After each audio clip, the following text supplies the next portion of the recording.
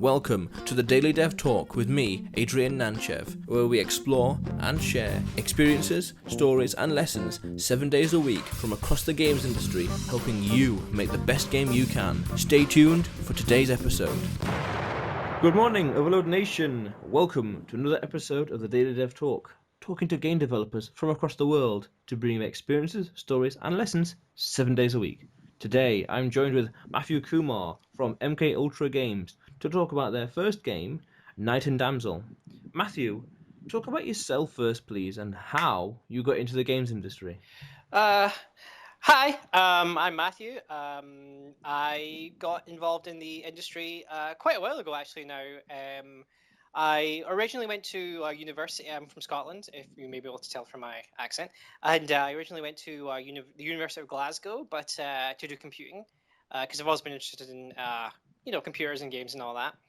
And that wasn't really working out for me, so I actually dropped out of Glasgow, and they just started a games course at the University of Paisley, and so I took that up. To be honest, I didn't find it that useful use of my time, to be honest, the 4 years at Paisley, but it did sort of start me on a endless drive towards where I am now, which is running my own game studio in Toronto, Canada, which is where I live now. And in the intervening time, I finished my course. I went into games journalism for a while. Then I worked with some companies, including I worked with Queasy Games on the PlayStation 3 and PlayStation Vita game Sound Shapes. And after that, I started MK Ultra.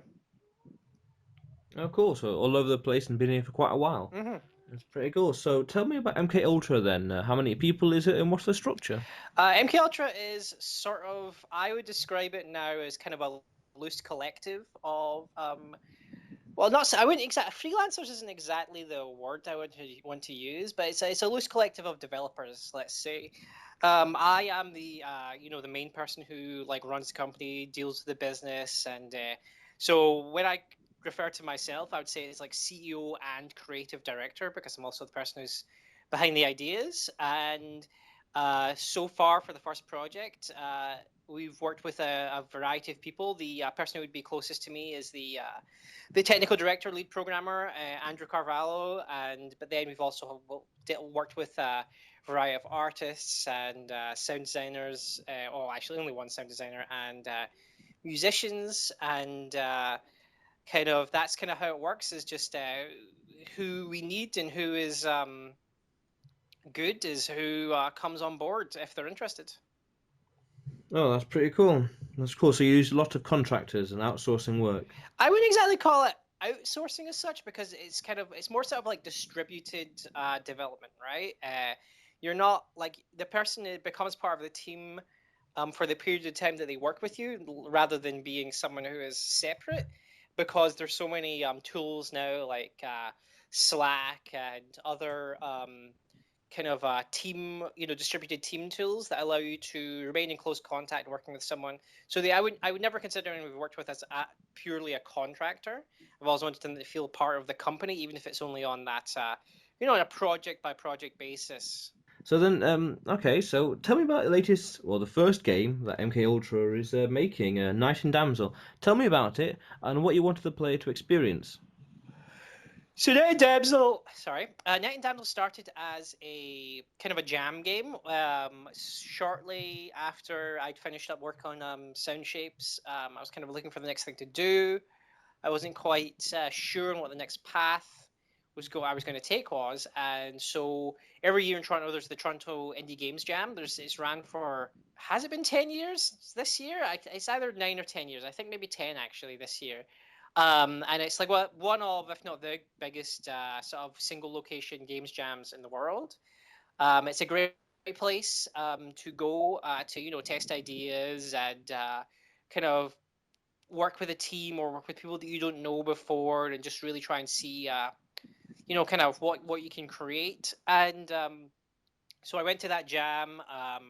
I knew that Andrew, who'd also worked with me on Sound Shapes, was was at sort of he wasn't at a loose end as such, but he was looking for something to do.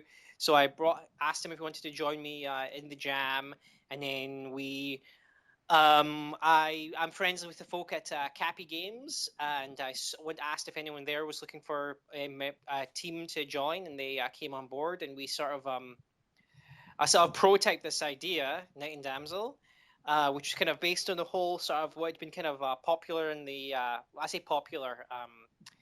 What had been kind of a part of critical discussion at the period of time, because this is 2013 now, the sort of the damsel in distress trope, and I was kind of trying to imagine a way in which you could, play with the idea of knight solacing, saving damsels, in sort of a way where you just dealt with it in sort of the gameplay rather than did something more narrative based. So I kind of took the basic idea of a knight, more sort of basic. Think of the idea of a Mario level. Basically, Mario starts at one end and Princess Peach is at the other end, or Toad is at the other end, and he says the princess in another castle, right? And he progresses through the level in one direction, and at the end, the damsel is there, just at the end, waiting there. So I was like, well, what if in the idea of a level, the knight was moving in the direction, but the damsel was moving in the other direction? How would we make that a game? What would be interesting about it? Because obviously the damsel has agency in that case. So the idea was kind of that we would make a game where the players, if not so much the characters, compete with each other to get the furthest through the level in their direction. So the knight's trying to get as far forward left as possible, the damsel trying as far forward as right. And obviously at that point they're going to meet at some point. And the idea is that our original idea was that when they met, the knight would attempt to rescue the damsel, and that was our original sort of prototype version. And then after our prototype version, and when we went into full production, we've sort of evolved the idea and made the characters more equal in that both the knight and the damsel can rescue the other, but they are still, in a sort of a strange way, the players, by competing with each other, they are not so much in combat, they are in competition with each other at the same time trying to rescue each other. So it's a slightly confusing idea. It's a little hard for players to maybe grasp it on the first play, but it's very sort of fun. The term we wouldn't use is we tend not to use is competitive. We use uncooperative, because that was actually the original idea for the jam. The jam was actually the theme. They always give you a theme at the Toronto Indie Games Jam. The theme was uncooperative, and I actually had come up with the idea before I found the theme, so it was kind of a nice kind of serendipity, let's say. Cool coincidence. So your damsel is escaping away from the knight. I wouldn't Cool. say. I say she's not escaping. They actually are heading towards each other. She's escaping from whatever stereotypical game situation. So our game begins in a dungeon level. So obviously she's at the end of the dungeon in the the prison, or what do you call it? Like the cage is not the word I want to use. She's in the cell basically, and then she escapes from that of her own volition, as it were, as the knight is coming towards her. So it's kind of like a joke on the idea of like if you play Ghosts and Goblins, which is very much kind of a style concept that we sort of looked at, is that Arthur moves towards the princess, and she just sits there, right? That was kind of the idea, but she's not escaping from him so much as she's under the idea that he's also in danger, because they're not somewhere safe, right? So she will rescue him when she sees him, as much as he's trying to rescue her when she sees her. Oh, cool. So tell me, when it came to promoting the game, what strategies worked and what didn't work so well? Well, the game isn't actually out yet, right? So in terms of promotion, I can't really speak to that yet.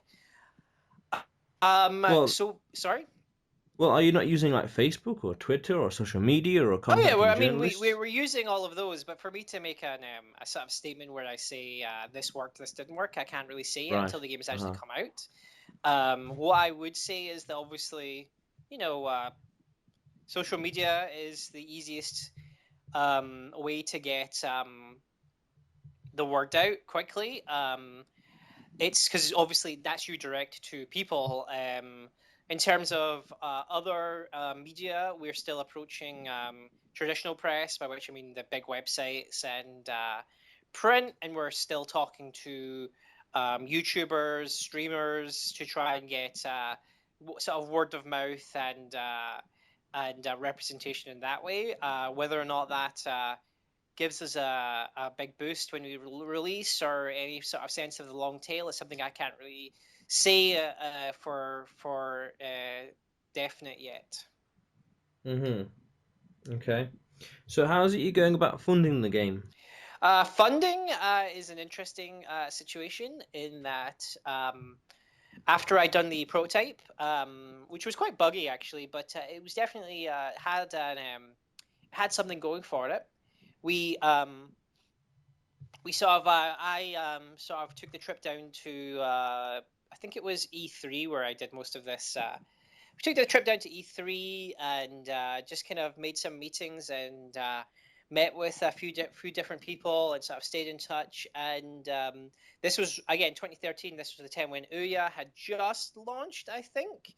So we approached Ouya about putting onto the Ouya system, and we managed to negotiate some funding from them. And then obviously we're based in Canada, so we were able to sort of leverage that into getting some funding from the Ontario Media Development Corporation, OMDC. They helped us sort of get through the development. Cool. So cool. So how is it you're getting feedback for the game and QAing the game? Like QA? Yeah, and feedback as QA. well. One of the best. Well, it's very hard to test. It's very, very hard to test a two-player game. Their game is solely two-player. It's very much, it's sort of like a Nidhogg, and one of the things that obviously Nidhogg did was it was always at game shows, it was always at festivals, it was always at things like that, and that's more or less they've been the key way in which we've been able to have the game tested by a large variety of different people. So from the very beginning, we've been going to things like BitBazaar, which is here in Toronto. It's sort of the equivalent of a craft fair, but for video games. Showing the games at that. We've been able to take the game to Indiecade last year. I was just able to take the game to Bit Summit in Kyoto. And I mean, by this point, we've more or less locked the game down, but be able to show the game and iterate on that in those sort of very high intensity, lots of people coming around, you get lots of feedback very fast from that sort of thing. That's been a great way. And obviously, otherwise, it's just been relying on people we know, people who are available, people we work with, or to basically test and refine the game. Okay, that's pretty cool. So what was the biggest thing that you learnt while working on the game? The biggest thing that we learned, let me think about this one. I would say that basically the design that we originally started with was unrefined, let's say. It's sort of very much about well, the way you have to look at it is this way. When you show something to someone, the best thing you can do is sort of watch them and see what they struggled with or what they had difficulty with, and hear like what they complain about, but never sort of look for their solutions. Do you know, like as in, because a person may know what's wrong, but they might not know exactly why that's wrong, and they might not know what actually is needed to fix it. But what they think is needed to fix it may not be the answer. So definitely, like watching people play the game, that has definitely been something that I've learned. So, for example, characters, people not necessarily knowing which direction to go uh, in the game when it starts, or examples like initially the game had scrolling. And that made the lining up. So a lot of the game is about the manipulation of blocks. You're throwing blocks onto your opponent's screen to stop them, and it's very much sort of a tile-based system. You have to kind of think of it as it's the easiest way for me to explain is like it's like Nidhogg, which is the back and forth, plus the sort of puzzle. Not so much puzzle, but the block throwing mechanic of something like Puzzle Fighter, without necessarily so much of the chaining, it's all about like affecting your opponent's screen, while also the back and forth. So a good example is the initial we wanted to scroll because Mario scrolls, and that's the paradigm of this type of game.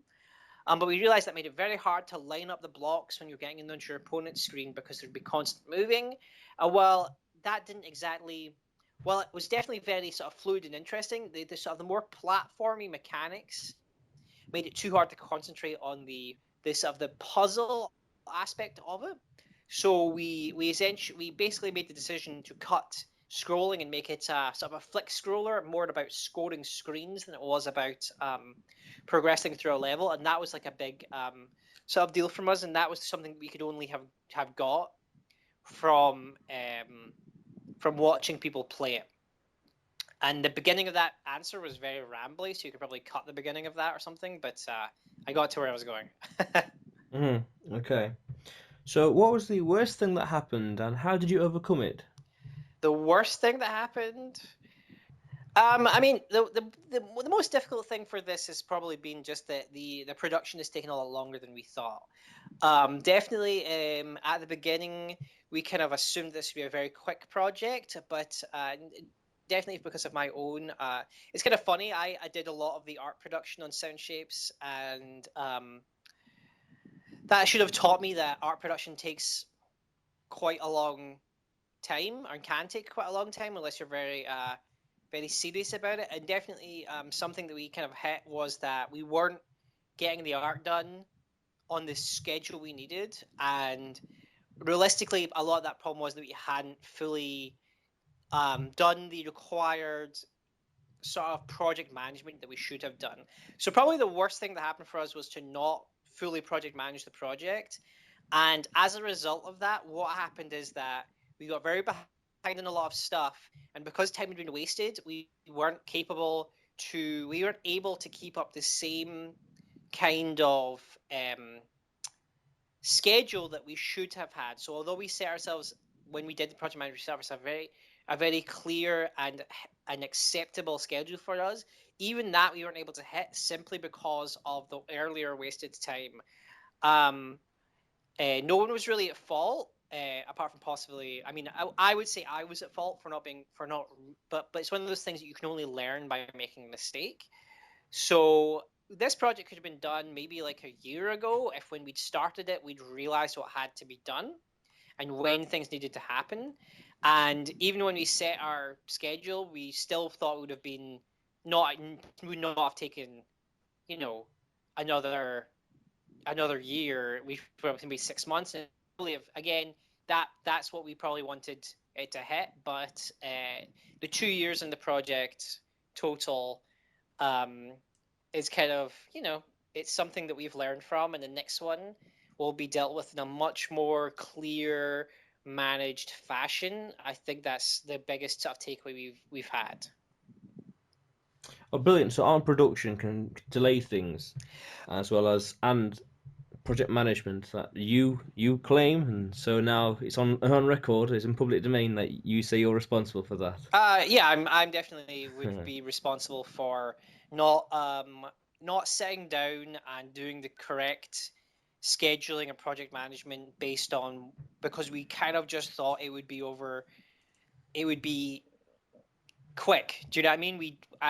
That's not a way to walk into a project. And I acquiesced that it was my mistake, and I shouldn't have made that mistake because I already worked on a project that overran, and it didn't have problems with art production. It was just art production was a huge part of Sound Shapes, and it took a lot of time.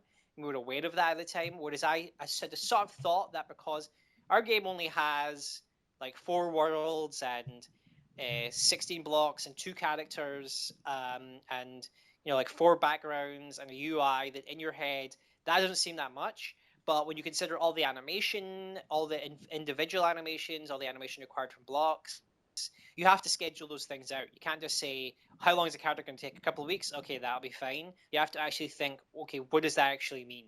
And what does that mean for the rest of the team? If that character's not ready till then, when can they do this? When they do that? I knew all these things, and I didn't pay heed to them. Partly because the process of beginning a company takes a lot of time. You have to, corporatize, do all these forms. You have to, get, getting funding. All these aspects are time consuming, and in the ideal world, there's someone who does all those things and is also a project manager. Sorry, there's also another person who's a project manager.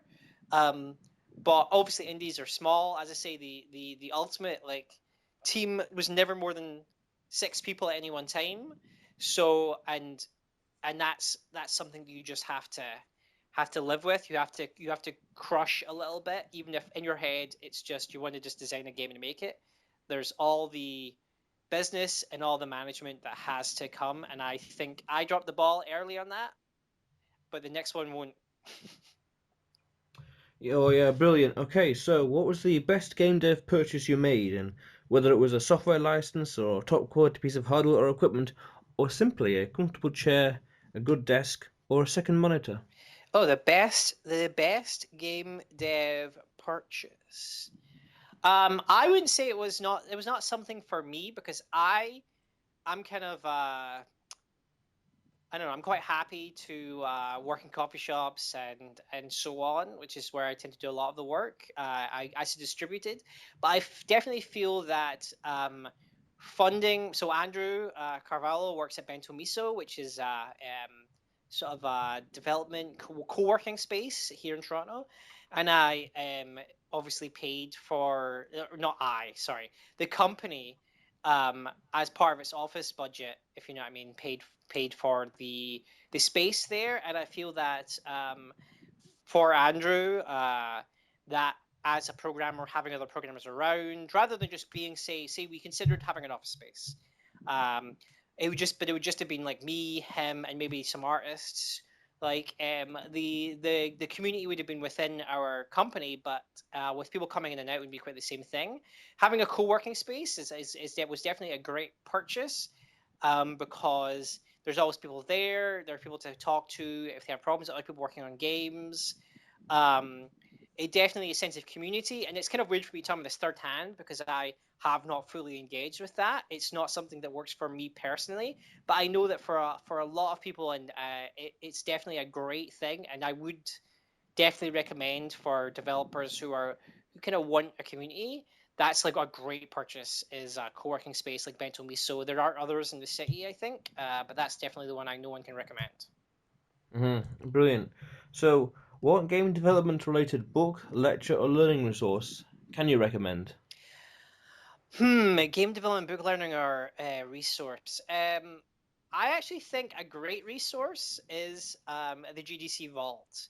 There are a ton of free talks on the GDC Vault, the Game Developers Conference Vault, on their website. They also have a YouTube channel now, which has a lot of talks.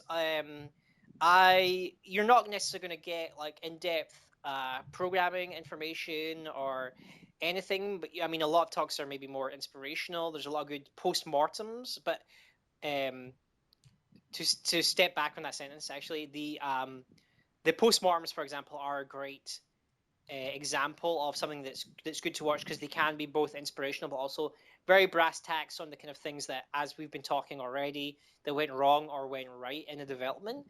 I myself, to talk myself about, actually have a talk on the GDC Vault and on the GDC YouTube, which is about the process of starting a company, called a postnatal, or possibly a postmortem.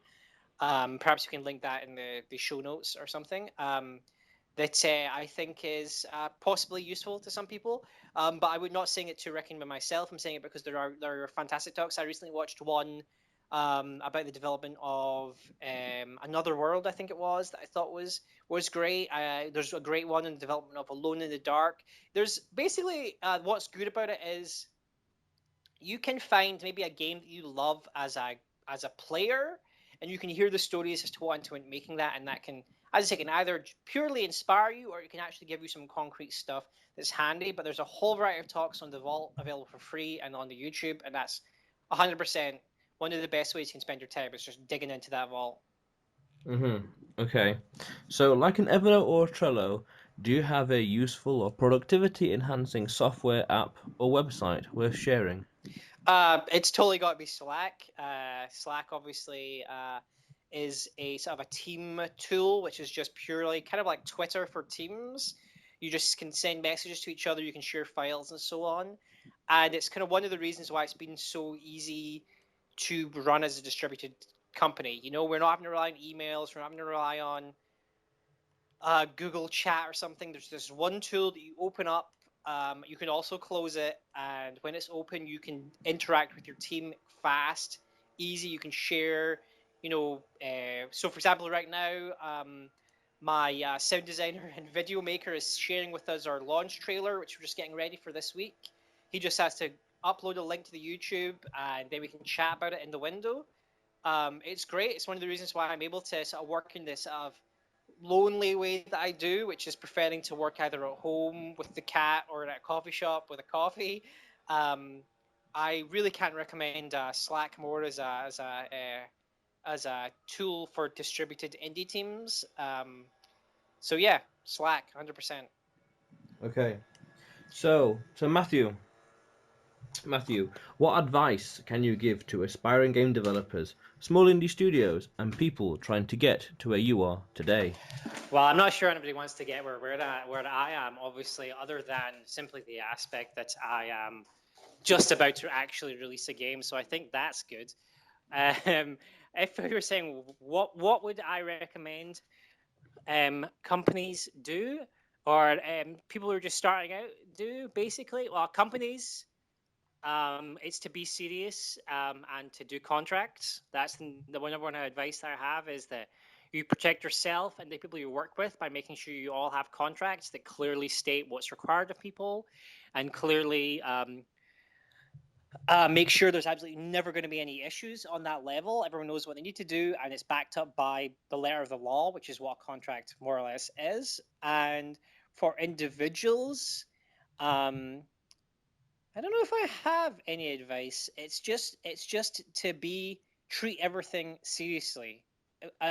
In the same way, like, because people might think it just leads back into that contract thing that I just said, which is like, people might think, I'm going to make a game, it's going to be easy, we'll just be pals and everything will work out. But I like, in that situation, if you're going to make something that you sell for money, or that anyone's ever going to want ownership of, like, being so serious that you are willing to, get contracts drawn up, or, I mean, there's plenty of tools for doing that, and things like that. It's just, you just can't take it lightly, because this will take up your life. This is taking up 2 years of my life just for one project, and it's not even a huge project when I really look back at it, because you're going to make a lot of mistakes, and the more serious you are about that, and also the more serious you are about introspection on that, seeing when you've made the mistakes and dealing with them, the better, because otherwise you're just not going to survive the first project, or even get to the point where I am, which is actually releasing the project. Well, that is amazing. That is amazing, Matthew. Mm-hmm. So, what is next? What is next for you, and what's the best way to contact you? Well, what's next for me is the next project for MK Ultra.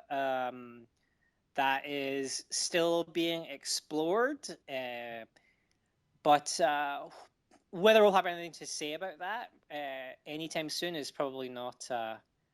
It's not gonna be soon before anything that's discussed. I do have a few things on the. Well, they're not on the boil yet, but let's just say I filled the kettle and I'm ready to hit the switch. And the best way to contact me is always through Twitter, which is at Mathew Kumar. And the best way to contact the company is at MK Ultra Games. Yeah, because, I mean, Twitter's the communication format of the current era, I suppose. So it's definitely the best way to get in touch. So yeah, Twitter. Twitter and Facebook. Awesome. Well, Well, Matthew, it appears that we're out of time for this episode of the Daily Dev Talk. It was really nice talking to you and a lot of stuff to take in, like our production and proper management can delay the game and know when to take the game seriously. Cool. Yeah, I know. Very Thank you cool, so much for having me. Cool.